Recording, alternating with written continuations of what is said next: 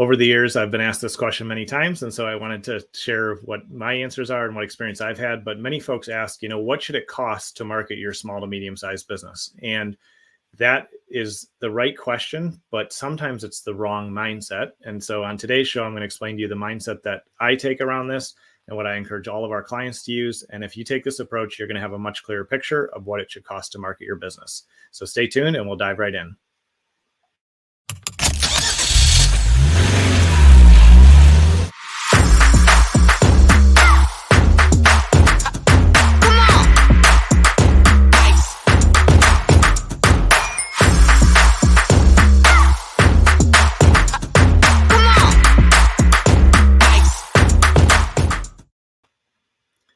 So like I mentioned in the beginning there, one of the things that I hear people say a lot is like, well, what should it actually cost to market my business, or what should it cost per lead? And they talk a lot about their costs and their budgets. And that is technically correct. And I don't, totally disagree with it. But one of the things that I want to encourage you today on is I would switch your language around that and say, what is the investment I need to make to acquire a new customer? Because when you view it that way, anytime we invest in something, we're looking for a return. We're going to be careful with our investment, but we're also going to be intentional about spending enough to get the result that we want.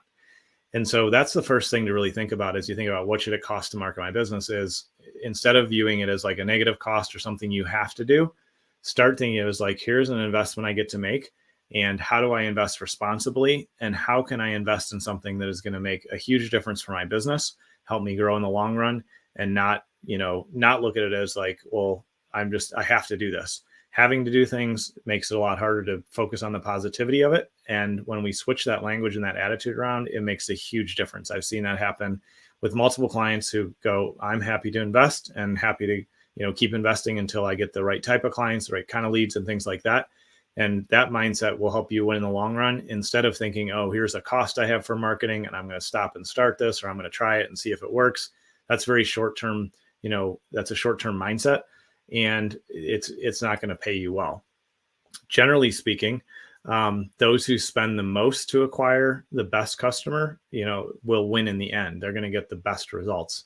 And so one of the ways that, I look at what the cost of marketing is I'll take and break down what's the front end product or service you're offering to a new customer, or what is the, what's the lifetime value, if you know what that is, or if you're not sure what the total spend of an average customer is over the life of the business with you, you can say, okay, what do I think I'm going to make in 1 year? Either way, you want to start looking at like, what's this total relationship worth to me that I'm aware of? Like, what can I put some pretty accurate numbers to?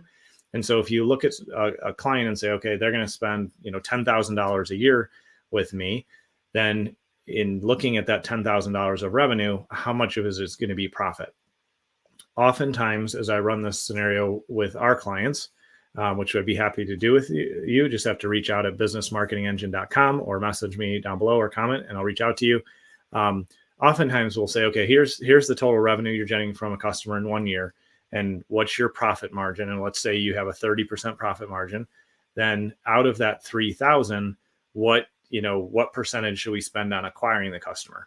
A lot of times, and there's variables either way, but a lot of times spending 25% of your profit on acquiring that customer is a good answer, is the right path to think, because then you're getting 4x return on that money you invest. So if we think about a customer that's going to spend $10,000 with you over the course of the year, and let's say you profit 3,000 of that, then you can take, $600, $800 there, $750, I think is the exact math. And you can say, okay, I can afford to pay $750 to buy a new customer. And if you know those numbers, then you can say, okay, well, of that 750, how many leads am I going to have to generate from that? What channels am I going to use? What effort or what marketing work am I have to invest in to keep getting more customers? And a good kind of baseline rule of thumb is if you can get, 20% of your, prospects to become customers, that's a good baseline. And then you can keep moving that up to 25, 30, 40, even higher as time goes.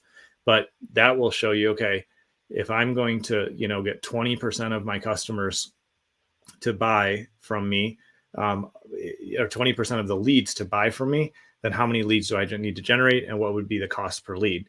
And so if we think about something as simple as like investing that 750 to acquire a new customer, if we, essentially your cost, per lead in that case, if we say, let's say 10, if you got, you could get 10 leads for $75 a piece and you'd only have to close 10%. Whereas if you got 5 leads for less, then you could close that 20%. But again, just kind of working that math backwards, you can start to ask yourself, okay, what's the full acquisition price that I can pay for a new customer? What can I invest in that new relationship? And then backing that out, you can say, okay, well, if I'm going to, close only 20% of leads come in, or even if you're conservative, you say 10%, which would be easier kind of math to do in our head here, then of the 750 that you're going to spend to buy each new customer, then that means each lead, if it's a high quality lead, could be $75 a piece. And then if you close 10%, just 1 in 10, you have your acquisition cost.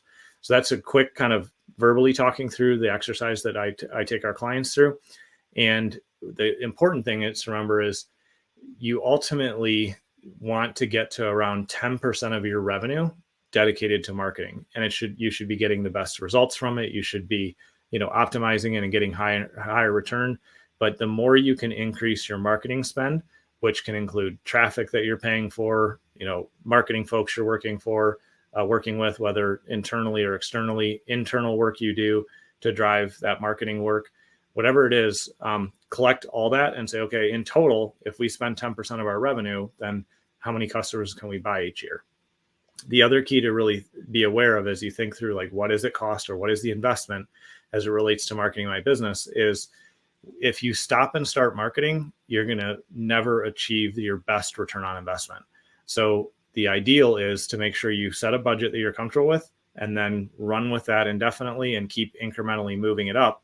And when things aren't working, instead of pausing marketing, which that will just take your business backwards, the goal is to actually say, okay, if something's not working, how can I reallocate that marketing time or those dollars into a new thing and, optimize and get that producing results. What hurts businesses' growth the most in the long run is when a channel doesn't work or a marketing strategy that worked before stops working, or even you just try something new and it's not working. If you just stop and say, oh, marketing doesn't work, and then you pause that for a while, you're going to keep staying at the level you're at. Or if you're lucky, maybe you're incrementally growing, but you can't really scale growth with that mindset. So everything around marketing costs in my mind is always switching that mindset to saying this is an investment, and then figuring out, well, what am I able to invest out of my profit from each job, which means you need to be profitable at the job level, which always kind of uncovers some other things to look at in our business and grow from. But once you have that number of here's what I can invest to buy a new customer, that allows you to know what your cost per lead is, what channels you should test and use, and how you can keep moving forward. I know it's a little bit theoretical today, but we jumped into some of the numbers. If you want to get on a quick call and have me walk through what your marketing can look like, I'd be glad to do that. No charge. Happy to spend some time and look at what could work well for you, what you are doing now. You can reach me at businessmarketingengine.com or message me or comment down below. I'd be glad to help. And I look forward to seeing you on tomorrow's show.